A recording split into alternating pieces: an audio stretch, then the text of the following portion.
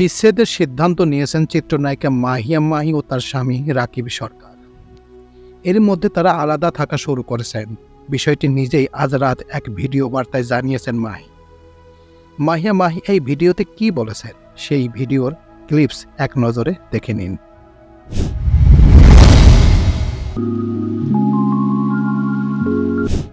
মাহি তার ফেসবুকে বলেন, আমরা দুজন মিলে এমন সিদ্ধান্ত নিয়েছি। আমাদের মধ্যে কিছু বিষয় নিয়ে সমস্যা রয়েছে, তবে রাকিব খুব ভালো মানুষ, তাকে আমি সম্মান করি, অনেক কেয়ারিং করি। কেঁদে মাহি বললেন, খুব দ্রুতই আমরা আনুষ্ঠানিকভাবে বিচ্ছেদে যাচ্ছি। কবে আর কিভাবে যাব সেটাও দুজন মিলেই ঠিক করব। আপনারা আমার ছেলে ফারিসের জন্য দোয়া করবেন, যেন ওকে ভালো মানুষ হিসেবে গড়ে তুলতে পারি। আসসালামু আলাইকুম, আমি মাহিয়া মাহি। আশা করি সবাই অনেক ভালো আছেন। আজকে এরকম একটা ভিডিও করতে হবে এটা আমি ভাবি নাই আসলে কখনো, যে এরকম একটা ভিডিও আমার করতে হবে, সেটা আপনাদেরকে আমার বলতে হবে। কিন্তু আমার মনে হয়েছে যে না, এটা আসলে সবাইকে বলাটা এখন আসলে সময় হয়েছে। কারণ আমাদের নিজেদের জন্য, আমাদের নিজেদের ভালোর জন্যই আসলে এটা আমার মনে হয় এটা বলাটা উচিত, সবার জানা উচিত। সেটা হচ্ছে যে আমি আর রকিব আমরা আসলে খুব ভালো আন্ডারস্ট্যান্ডিং থেকেই আমরা একটা বিয়ের সিদ্ধান্তে এসেছিলাম এবং আমরা খুব ভালোই ছিলাম।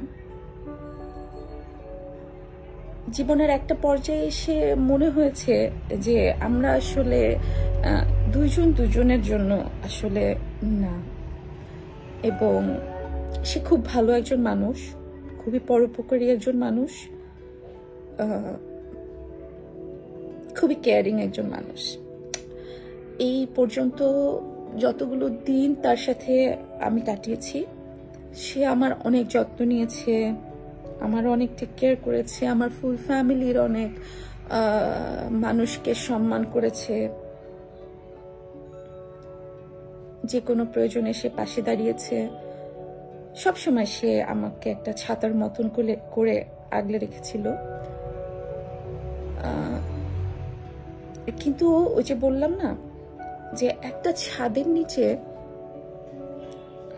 দুইটা মানুষ কেন আসলে ভালো নেই, এটা আসলে ওই দুইটা মানুষই বলতে পারে, ওই দুইটা মানুষই জানে। ওই দুইটা মানুষ ছাড়া তৃতীয় কোনো ব্যক্তি আসলে তাদের প্রবলেমটা বুঝতেও পারবে না, সলভও করতে পারবে না। তো আমাদের দুজনের, আমরা দুজন মিলেই আসলে আমাদের সম্পর্ক যেটা ছিল, আমাদের সেই সম্পর্কের জায়গা থেকে দুজন দুজনকে সম্মান জানিয়ে আমরা দুজন ডিসিশন নিয়েছি যে আমরা সেপারেট হব। আমরা সেপারেশনেও আছি, অনেকদিন যাবত আমরা সেপারেশনে আছি এবং হয়তোবা খুব সুন এটার একটা এন্ডিং হবে। এখনো এটা আসলে আমরা দুজন মিলেই এটা কথা বলে ঠিক করব যে এটা কিভাবে আসলে শেষ হবে। কিন্তু আমি আসলে তাকে অনেক সম্মান করি, সে অনেক ভালো একজন মানুষ। এর বেশি আমার আসলে বলার কিছু নাই, তার প্রতি কৃতজ্ঞতা জানানোর ভাষা নাই আমার। আমাকে সে আজকে আমি ধরেন আমি কি বলবো, আসলে আমি খুব এলোমেলো হয়ে আছি। আমি জানি আপনারা সবাই এই ভিডিওটা দেখার পরে আমাকে হয়তো অনেক গালিগালাজ করবেন, আমাকে নিয়ে অনেক বাজে রকমের কথা বলবেন, অনেক রকমের বাজে কমেন্ট করবেন। কিন্তু বিশ্বাস করেন, আপনাদের এই কমেন্টগুলো হয়তো বা একটা তীরের মতন করে আমার বুকে যেয়ে বাঁধবে, বরাবরের মতনই। আপনারা সবসময় যেরকম কমেন্ট করেন, মানে সবার কথা বলবো না, গুটি কয়েক কিছু মানুষ কমেন্ট করেন,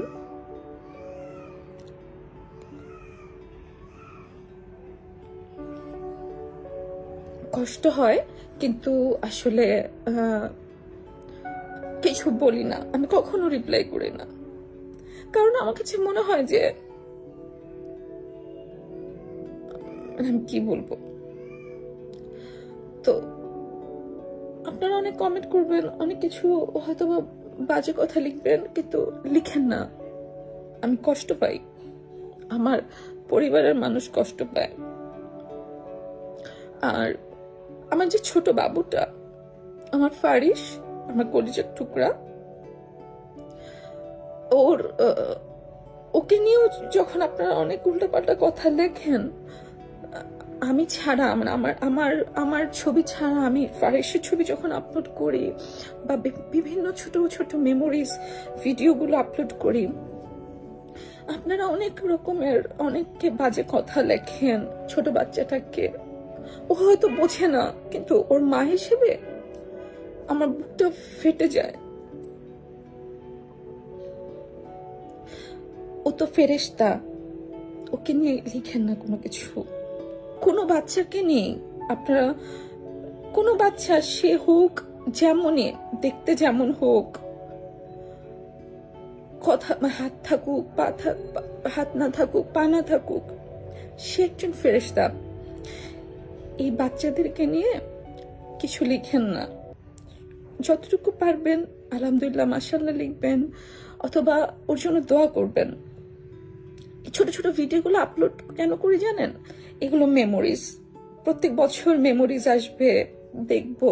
অথবা আমার বাচ্চাটা দেখেন যে আজকে না প্রথম দাঁড়িয়েছে, এটা আমার খুব খুশির একটা বিষয়।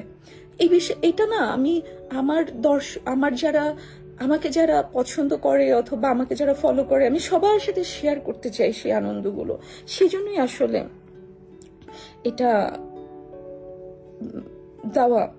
কিন্তু আপনারা যখন লেখেন, এই বাচ্চাটা যখন বড় হবে, যখন এই লেখাগুলো দেখবে, তখন ওর মনের অবস্থাটা কেমন হবে বলেন তো? আমরা আসলে কেউই কাউকে পার্সোনালি চিনি না। আপনারা আমাকে পার্সোনালি চেনেন না। আমাকে হয়তো আমি মানে এই নিউজের মাধ্যমে যতটুকু চেনেন বা আমাকে সিনেমাতে দেখে যতটুকু চেনেন, এর বাইরে কি আমরা কেউ কাউকে খুব ক্লোজ ভাবে কিছু জানি বা চিনি?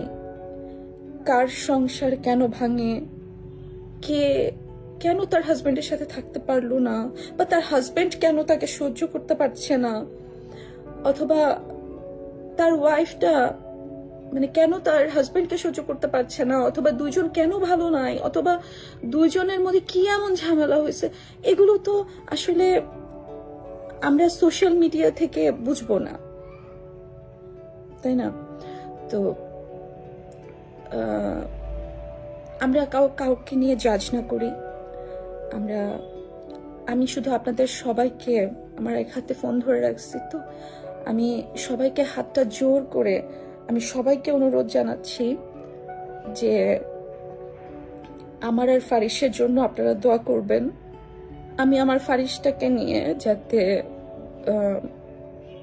ভালো মতন থাকতে পারি। আমার এখন অনেক দায়িত্ব।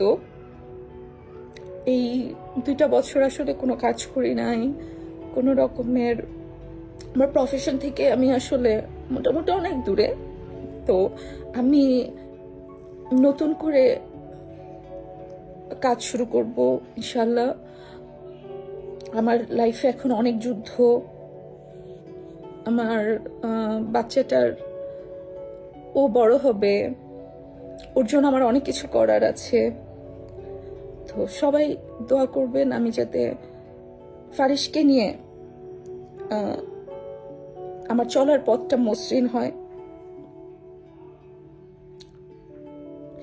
আর একটাই অনুরোধ করব যে প্লিজ বাজে কোনো কথা লিখেন না। সবাই ভালো থাকেন, দোয়া করেন আমাদের জন্য। আসসালামু আলাইকুম। 2021 সালের 13 সেপ্টেম্বর রাকিবকে বিয়ে করেন মাহি। তাদের ঘরে পুত্র সন্তান ফারিস রয়েছে। এর আগে 2016 সালে সিলেটের ব্যবসায়ী পারভেজ মাহমুদ অপুকে ভালোবেসে বিয়ে করেন মাহি। আর 2021 সালের 22 মে 5 বছর বিবাহিত সম্পর্ক ছিন্ন করার ঘোষণা দেন এই অভিনেত্রী। এরপরই রাকিবের সঙ্গে সম্পর্কে জড়ান, বিষয়টি আলোচনায় আসে।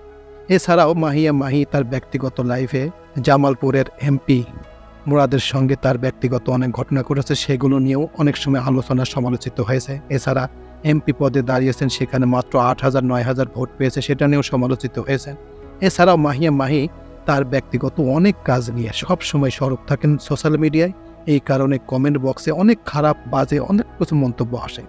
আসলে এই লাইভে তিনি অনেক কথাই বলেছেন যে আমাকে নিয়ে আপনারা অনেক খারাপ নেগেটিভ অনেক কিছুই বলেন, কিন্তু তার সন্তানকে নিয়ে যেন কোনো খারাপ কথা না বলা হয়, এই জন্য প্রত্যেকটা মানুষের কাছে রিকোয়েস্ট করেছেন এবং অনুরোধ করেছেন।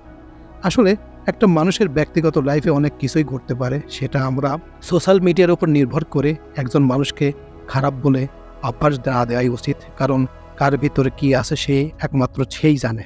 তাই একজনকে আসলে সামান্য একটা সোশ্যাল মিডিয়ার উপর নির্ভর করে খারাপ মন্তব্য না করাই ভালো।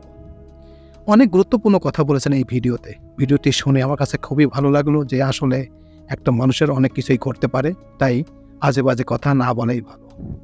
তো এই ছিল মোটামুটি আমাদের আজকের প্রতিবেদনটি কেমন লাগলো? যদি ভালো লেগে থাকে তাহলে অবশ্যই এই চ্যানেলের পাশেই থাকবেন। তো সবাইকে ধন্যবাদ জানিয়ে এখানেই শেষ করছি। আল্লাহ হাফেজ।